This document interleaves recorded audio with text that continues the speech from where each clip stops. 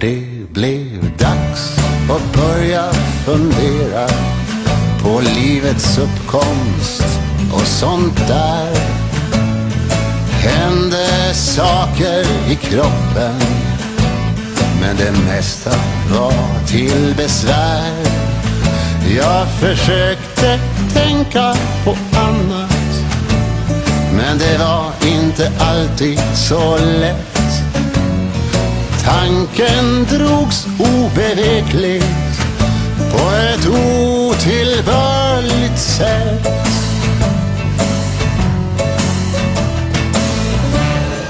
Vackra pojkar, vackra män, jag tänkte på vackra män.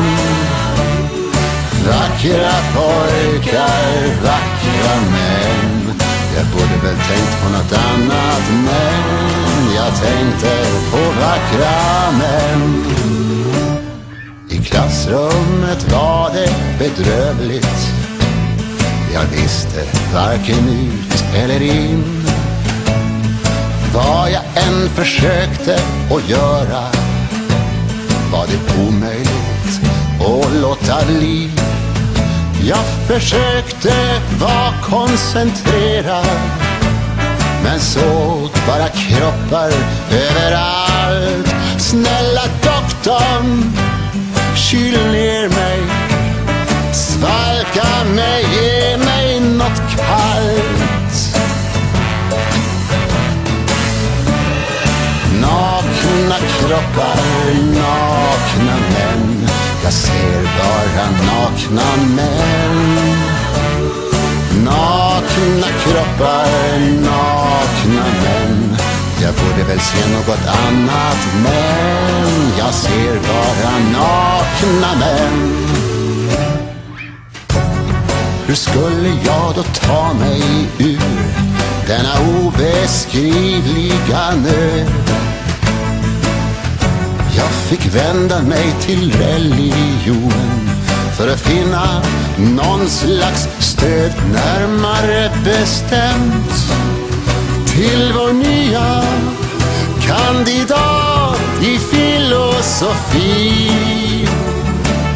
Med såna glittrande ögon han kunde lösa mitt bryderi. Jag blev botad från mina grubblerier med en handgriplig terapi.